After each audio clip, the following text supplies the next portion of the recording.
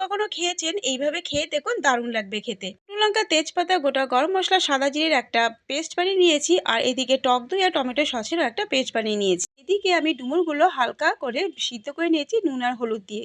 তারপরে রিফাইন তেলের মধ্যে আলু ভাজার পরে ওই একই তেলের মধ্যে জিরে ফোড়ন আর শুকনো লঙ্কা, গোটা গরম মসলা দিয়ে তার মধ্যে পেঁয়াজ, রসুন আর আদা বাটা দিয়ে প্রায় লালচে করে ভেজে নিয়েছি। এরপরে ওর মধ্যে হাফ চামচ চিনি আর দিয়ে দিয়েছি স্বাদ অনুযায়ী নুন। একটু নাড়াচাড়া করার পরে তার মধ্যে হাফ চামচ হলুদ গুঁড়ো দিয়ে দিয়েছি।